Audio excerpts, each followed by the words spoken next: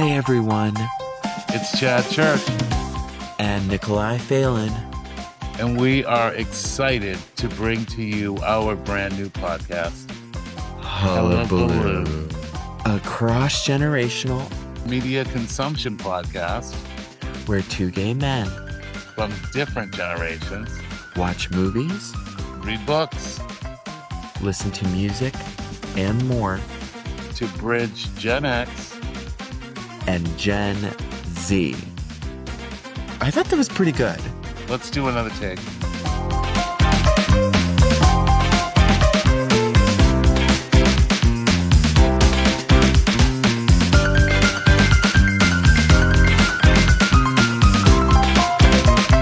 you know what's great about this, Chad? So, for everybody who's new here, this is our cold open.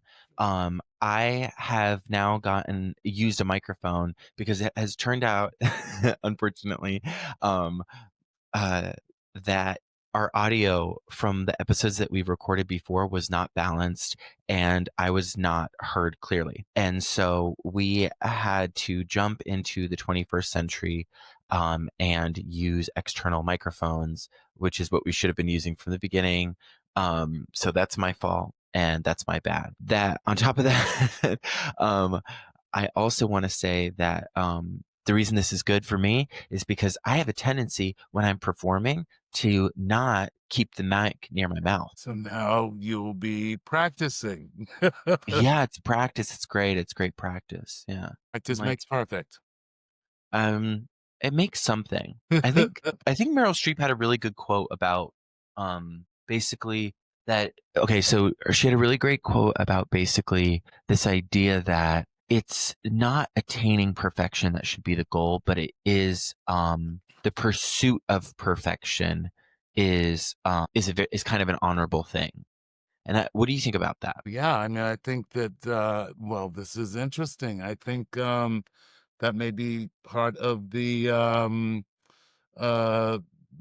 topic we have tonight. I believe there's a reference to perfection in there. Maybe there isn't. I could be just making things up. But I recently have heard or been engaged in some either intake or dialogue around perfection, and I think it's important to strive for perfection. I don't know that it's important that Yeah. get to perfection, but the striving for it, I think, is a nice moral and lofty goal. So what's interesting about this is you are encouraged to not do is actually striving, to let go of striving, right? Because the striving is it's an exercise in wanting. It's an exercise in desire. And not that desire is bad. It's just that in many ways, desire without consciousness behind it is a kind of a distraction. Like we don't realize that we're pursuing enlightenment or we're looking for that kind of nirvana or that transcendental experience. But because we don't know it, we strive. We decide that the only way to feel it or get that thing is to go after, attain, gather, win, capitalism, all these things, right? It's the machine grinding. The point is that I think that it is interesting that the value of striving. I think that striving is a really interesting way of creating a motivating force within oneself. While the laws of Buddhism and the kind of the ideas of it, I don't even think it like laws is necessarily the right term. But, the tenets of Buddhism, a lot of them, there is a kind of decide where you want to be, what level you want to be, and a flexibility to it because they say it's like kind of more of like a way of living that is mostly related to the fact that only if you subscribe or choose to opt into like the higher tiers where it is going to be much more strict, do you get subjected to that level of strictness. Where in Christianity, for example, the strictness is actually at the very beginning. Mhm. Catholicism, it's from the moment you step in the institution.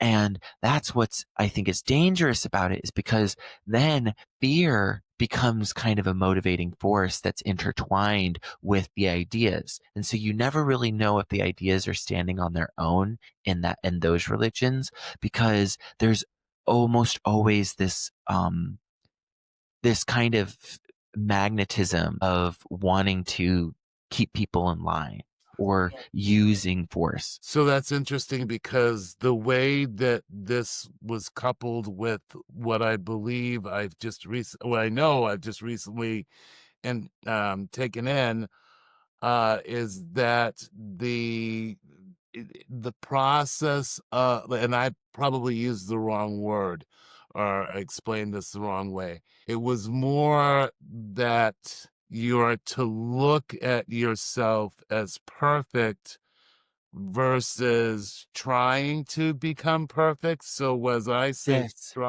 striving for it, it's, I've really effectively screwed up the way that was supposed to have, come out. So But this is actually exactly what the kind of the tenets of Buddhism, or at least especially with ideas around the beginner's mind. well, yeah, that's would what be- that if you could talk to anybody that talks about like, even just something as simple as manifestation and stuff. My one of my much appreciated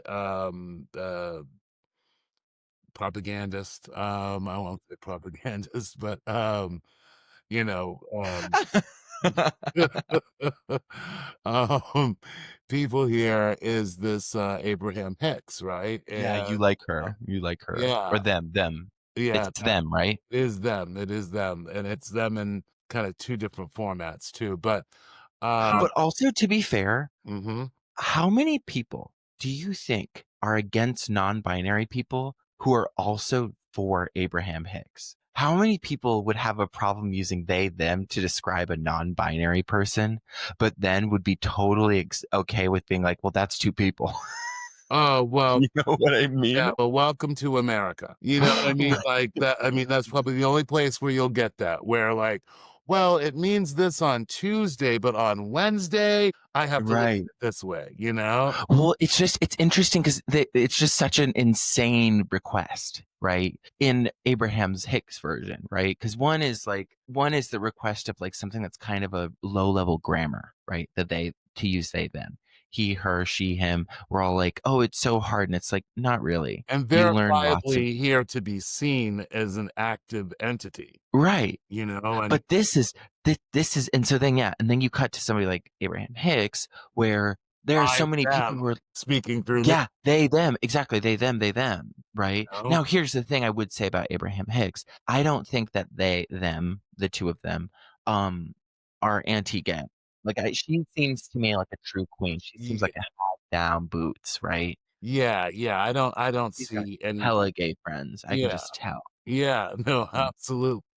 But I feel like, so part of what, her teach there. You should be Abraham Hicks for Halloween. No, yeah, I already got my Halloween costume. I already picked. What's your Halloween costume? I'm not telling you my Halloween costume. How tell okay, but why not? Because here's the thing what I was thinking. I could be Sylvia Brown and you could be Abraham Hicks, and then we do our You're late. You're late. It's purchased.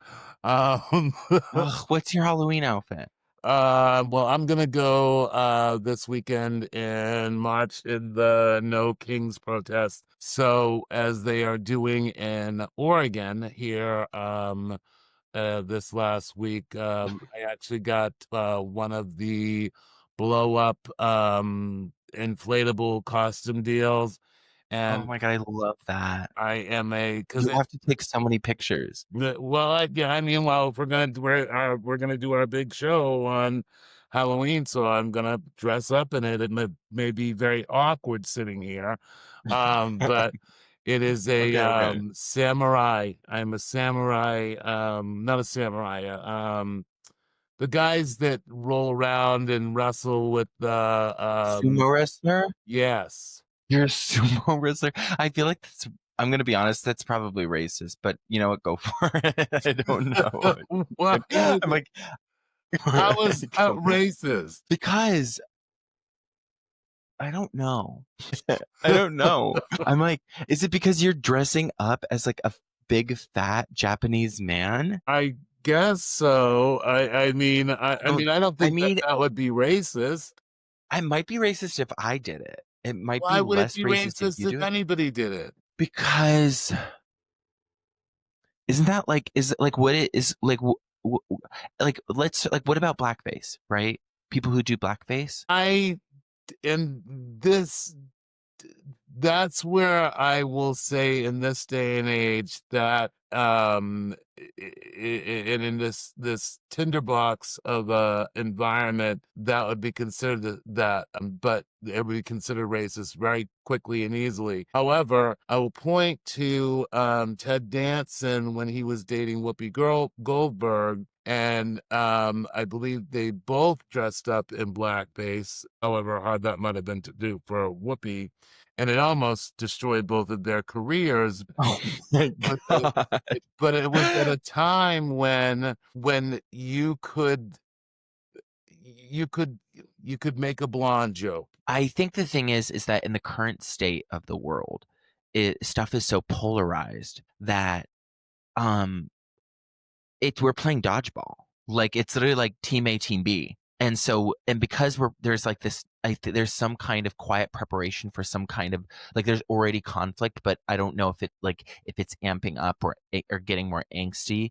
But the reality is because there's so much like turmoil and conflict, Mhm. that polarity means that everything is already intrinsically political, but even more so when you have like such an oppressive force. Well, And and so it this is why I think that, when I was growing up, like if you did something stupid, your parents would say, yeah, and you caught the wrath of whatever because that was stupid because it wasn't thoughtful that you dressed up as a samurai at the Karashido's house on Christmas and you look like an asshole. right.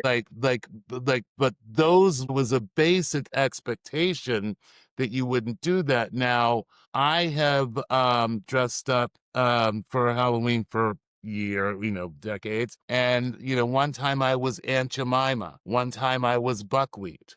One I love Aunt Jemima. I always felt a kinship to her, which is classic white gay. Always like just like all black women are my mom or whatever. I don't know. There's Freud really missed out because there's a lot going on there. And just like, white gays stealing AAVE. So, from Buckwheat to Aunt Jemima to Jackie O to a Hasidic Jew, I was able to dress up for years and years and years and just different creative costumes without really having to, this is like in the 90s, having to have any repercussion for making a decision to do so, and now everything it's so polarized by something as simple as maybe somebody does go by they and an older person doesn't have familiarity with that and slips up and says he or she and all this. So here's what I'm gonna say about that. I think this Let me scenario. finish though. I mean that all of a sudden is a big problem. And I'm not saying that they shouldn't be made aware that that you know Joe prefers to be referred to as they. It's not a big step to say, okay, well, I was talking to they yesterday and figuring out how to use that, or them yesterday and figuring out how to use that.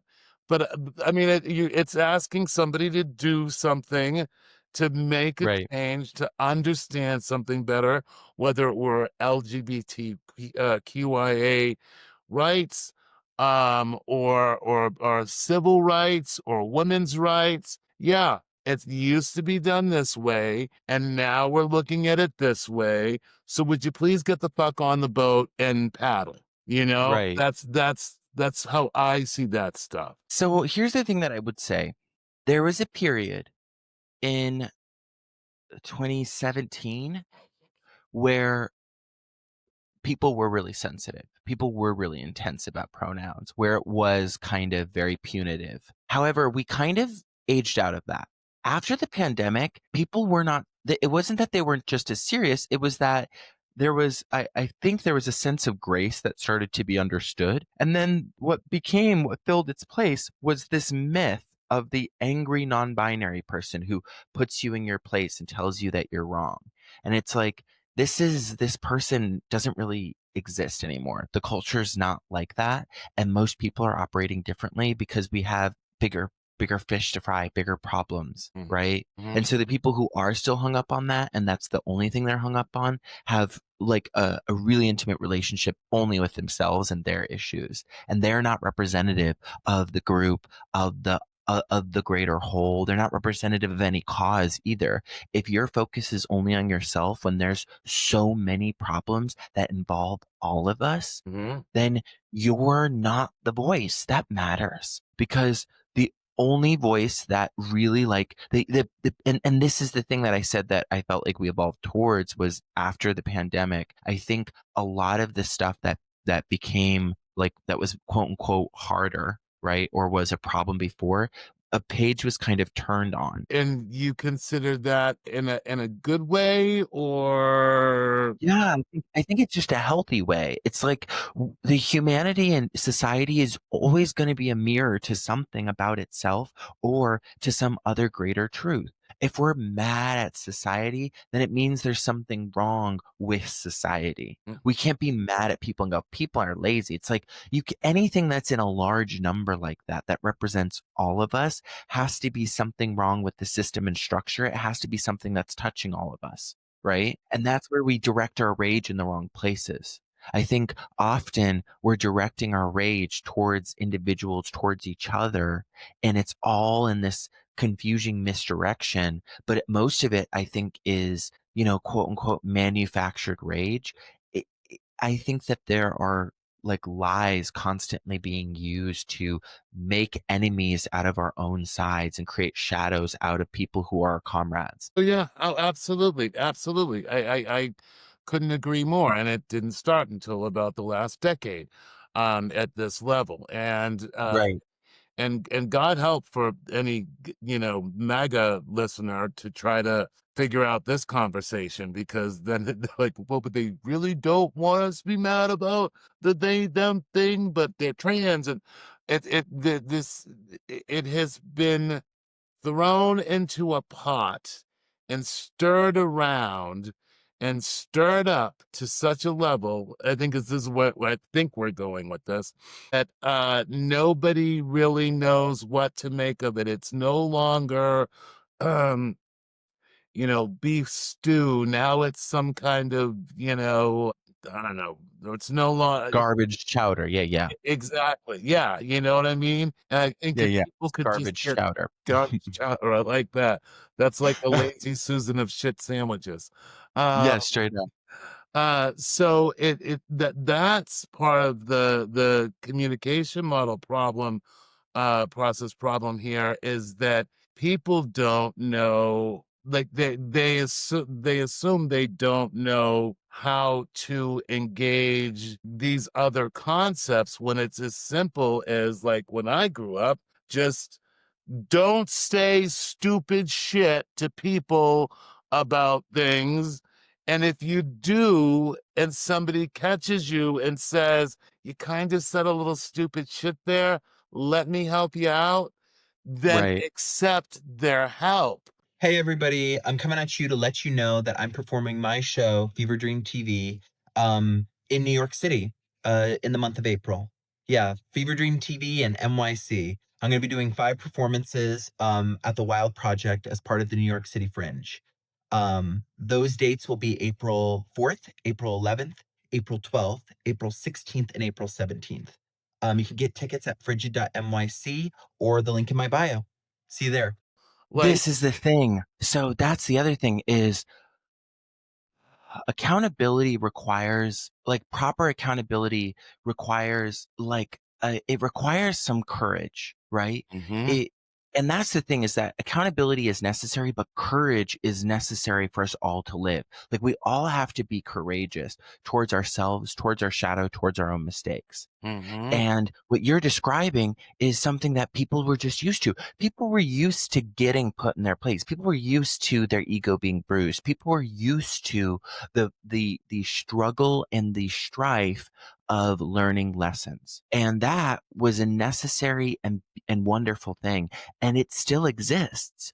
It's just that nobody's going to opt you in. In fact, all the technology is going to opt you out. So one has to be consciously seeking the truth, seeking the difficult reality, seeking the growth, seeking the ways in which they're failing or need to do better.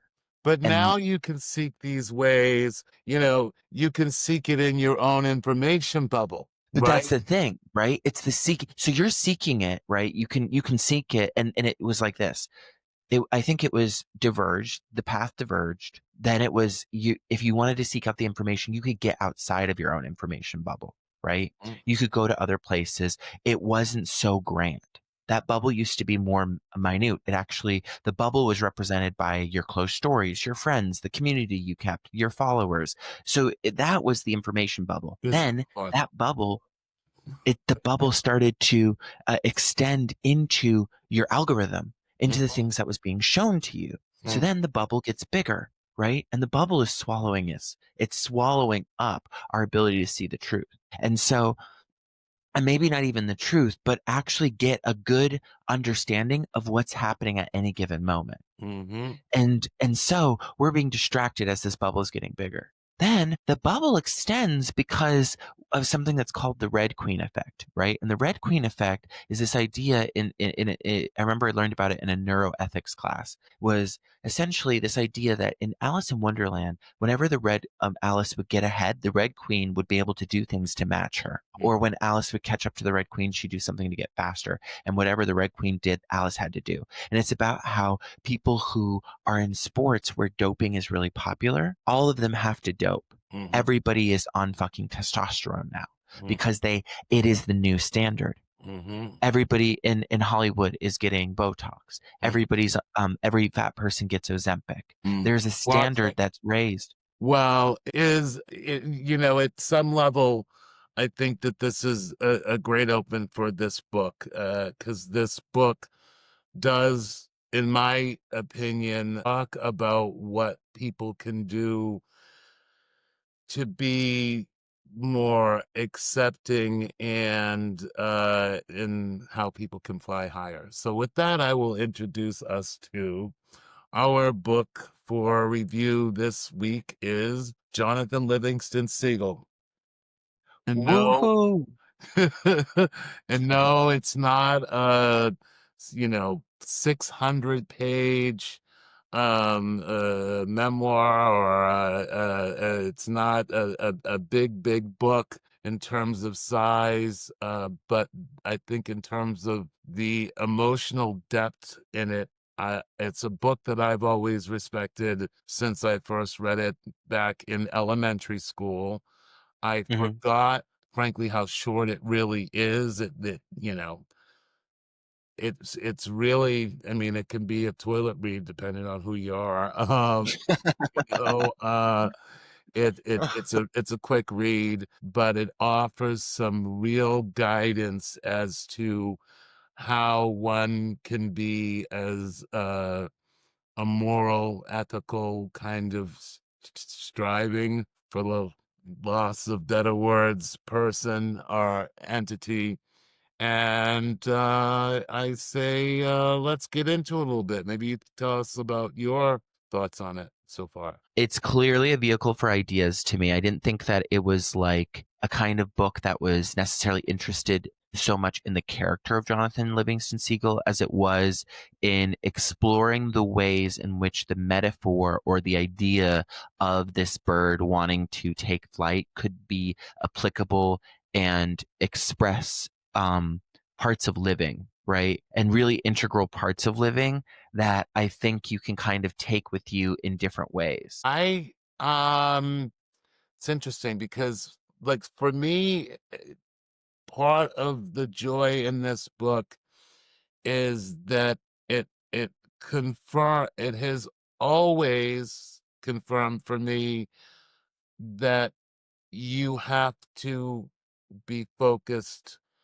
on you and becoming who you want to be and getting to where you want to be. But I'm very driven by, finding my perfect self, and in that, and maybe some of what this book says is like, you are your perfect self, remember that.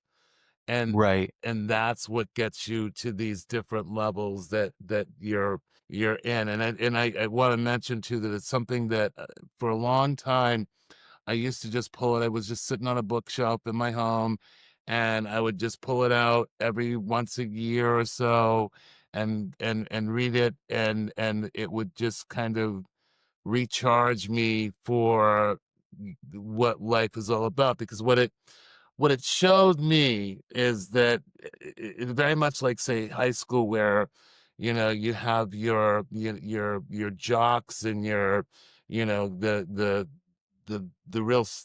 super sportos or whatever in school, that get all the accolades and everybody loves and so forth, because they're on the football field every Friday night, or whatever that is, or running track or baseball, whatever, or golf pro.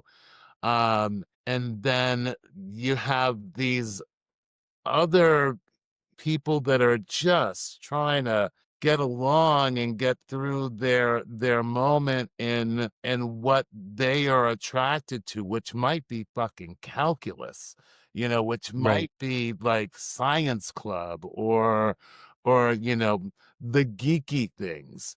And this book drives home to me that be you, and go get the you things. Don't let that, if Friday night comes up and everybody's at football, but you want to be home watercoloring because that's your thing, then do your thing, and Mm. and become great at that. And don't let the crowd or the opinion of so many others, force you to join in. So that's the big nugget that I get out of that book, is that Mhm. you do that, and as you do that, you will grow to a place that is boundless, and boundless because you're following what works for you. um and in that, you'll have all these different experiences. One of the other big, there's a quote in it that really, and I also think it talks about friendship as well. Yeah. And there's a quote in it that really drives it home for me here, where one of Jonathan has coaches, and then all of a sudden he has students. So it shows you how you can develop there. And this is a moment that Jonathan's, I don't want to, be, what do you call that, a spoiler alert kind of thing. But I will say that Jonathan is talking to a friend in this moment, and he says, and he's getting ready to make a transition again from where he's gotten to where he thinks he can help others with the knowledge he's gained, and he wants to Right. go back, right? And he Yeah. says, Sully, I must go back, he said at last. Your students are doing well. They can help you bring the newcomers along. Sullivan sighed, but he did not argue. I think I'll miss you, Jonathan, was all he said. And then Jonathan says, Sully, for shame, Jonathan said in reproach. And don't be foolish. What are we trying to practice every day? This is the part that I dig. If our friendship depends on things like space and time, then when we finally overcome space and time, we've destroyed our own brotherhood. But overcome space, and all we have left here is here. Overcome time, and all we have left is now. And in the middle of that here and now, don't you think we might see each other once or twice? It absolutely, like, that's my quote out of the book. I get so much Yeah. out of that, because Could you read it one more time? absolutely. The meat of this quote is, um okay. If our friendship depends on things like space and time, then when we finally overcome space and time, we've destroyed our own brotherhood. But overcome space, and all we have left is here. Overcome time, and all we have left is now. And in the middle of here and now, don't you Mm, think we might see each other once or twice?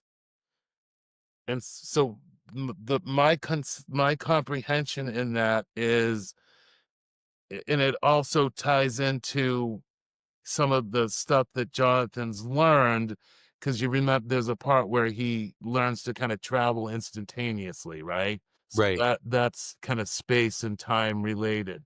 And right. and the way I read that in its most basic form is, or maybe in its most comprehensive form, is the here and now is what matters in the for, for the impact of what you're in with a friendship. and Right. and if you have the here and now, don't you always have that, pretty much? Like, it's always there, there's So what do you mean? I'm trying to understand because I'm like, okay. Explain the nature of time and space and how transcendent. Okay, so Chiang explains the nature of time and space and how transcendence is about going somewhere else, but realizing that freedom exists in the present moment. Um, yeah, right. When he says you must begin by knowing that you've already arrived. yes, there's your Okay, so okay. So I get there's your it. So perfection, bitch. yeah. So the trick is to stop seeing yourself trapped inside a limited body and to realize that your true nature is everywhere at once. And so what he's saying, okay, in that moment, right? Okay, so that moment definitely needs the context of the I probably of the lesson of like the repeated lesson of the book, which is this sense of immediacy, right? There's the journey of Jonathan Livingston Seagull is a very spiritual journey expressed through a bird that wants to attain flight, and flight becomes this kind of allegory for freedom, and not only freedom but liberation, maybe, And grow. and growth, and growth, of course. But I think that but the growth is in the it comes from the lessons learned while trying to achieve this kind of quote unquote liberation of the On self. his term. Right. And so what he's saying about the here and now, then the here and now is what he's saying, don't you think we'll see, okay, I get it. Because he's like, we're still here right now together. Yeah, it's almost like quantum physics-y, kind of. Yeah, kind of is, because the reason that it's fucked up and the reason why it gets you confused is because it sounds like he's describing the future. Mhm. Right? Like he's like, "Oh, don't you," it sounds like what he's trying to say is like, "Don't you think we'll see each other in the here and now and the future in a second?" But what he's describing is not the future. He's actually describing this moment. And he's like, Or "Don't you think about." or it could be the future, because I don't think it is though, because then I feel like then that kind of defeats the purpose of the quote, which is this like callback to the transcendence thing. but it leaves the time and space. For me, it says exactly what, if you're looking at it from more of that quantum physics reality of things, is like there kind of is no here and now. You know what I mean? I mean, there's here and now, but there ultimately it's all one thing. And from my perspective, anyway. Well, yeah, that he does kind of talk about this idea of like, um, So example. So the here and now quote means, okay, about the one about friendship. One second.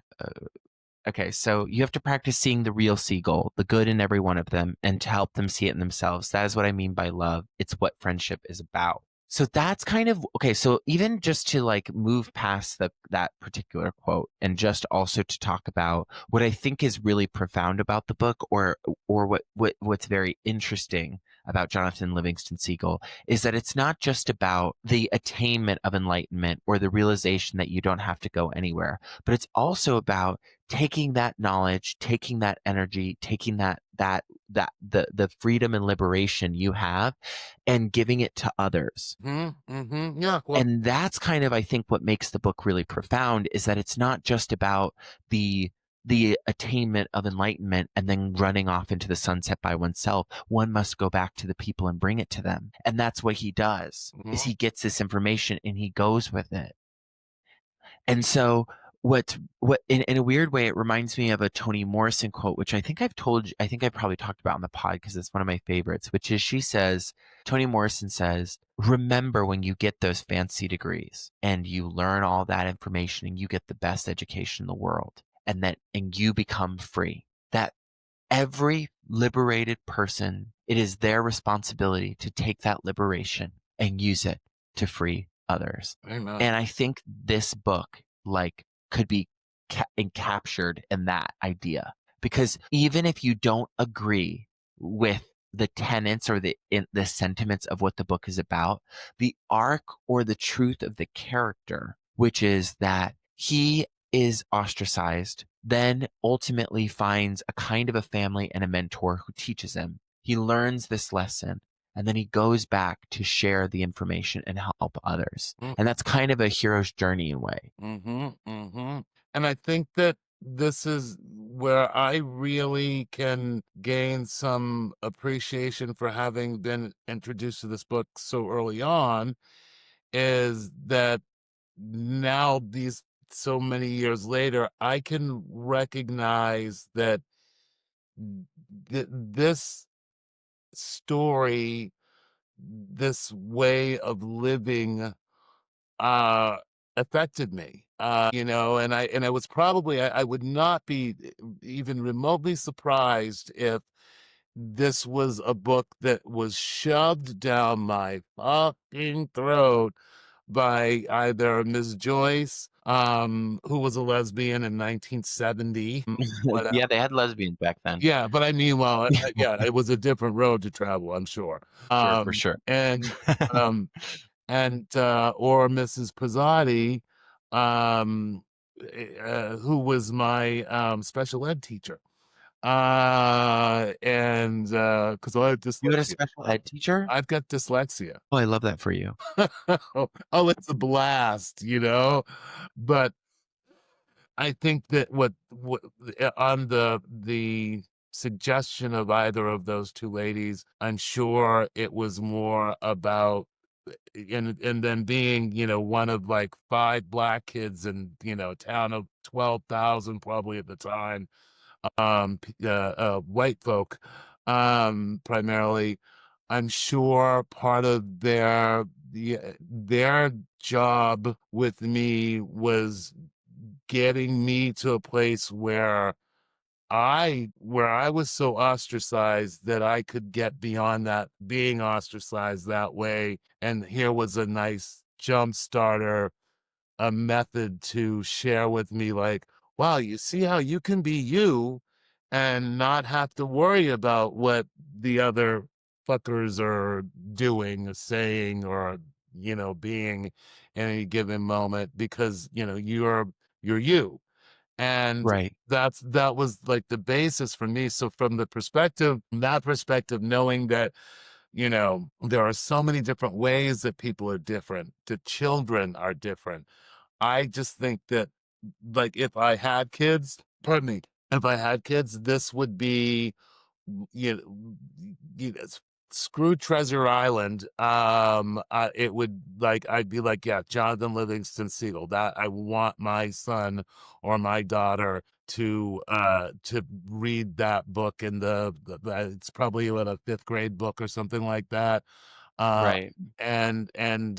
but for introduction's sake, maybe, but and probably maybe even a little more because of the ability for comprehension of the book at a little higher level. That, I mean, it could be also read, to a 5-year-old who might get some concepts about, rising higher and trying to be better and stuff. But I feel like it's the reason why I've read it so many times over the years, repeatedly, is because that story, I think that every time I read it, I get some more out of it.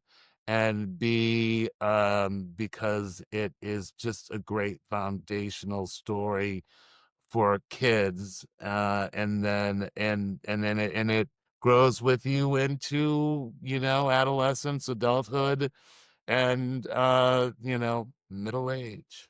Yeah. Okay, so what would your rating be of Jonathan Livingston Seagull, if that even feels fair? But Yeah, it doesn't feel so fair because it's a 10 always. I mean, it's always a 10 for me. It's repeatedly been a 10 for me, year after year after year that I've read it, and it's probably been about a decade, maybe even 20 years since I've read it now. mm, There was a time where, I'm certain that I read it, 5, 6 years in a row, over and over again. So I just think it offers so much. It's such a great base for teaching, um, a baseline for being who you as an individual can be. yeah. Yeah, I would give it an A. I'd give it an A. Okay, there you go. An Yeah. A. Look at you. You're like, I have some room to work with an A. I think the thing is I really liked it. I appreciated the story. I understood the kind of perspective it was writing from. Yeah, I liked it. I thought it was great. I thought it was really great. I can see how it would be really valuable, especially for like somebody really young. I think younger, it is kind of a really great foundational book, and it is something that you can return to. I can see why it would be like a really comforting text to be reminded of its lessons. Yeah, and I really appreciated the arc of the characters. I also liked the fact that there were a little seagull pictures that made the actual reading less, which I like to read, but still, it was Yep, like a fun surprise. the pictures are kind of, it give you a little bit of an intermission if you. Yeah, I know, between paragraph. You're like, I read a paragraph, I need a break. Yeah, I know.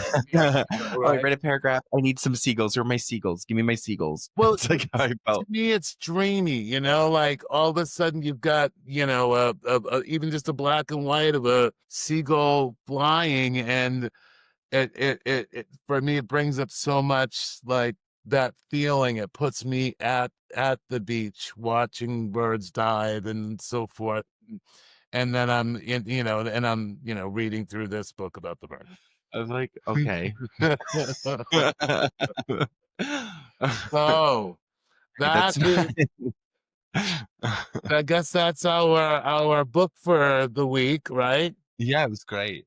And then, do you want to talk about what we're going to be getting into next, or shall we keep that open? It'll be a surprise. It'll be a spooky, spooky surprise. There you go. There you go. Okay. Love that. All Yeah. right. Well, from Hullabaloo, From us to you. love Love you. you. Bye. Ciao.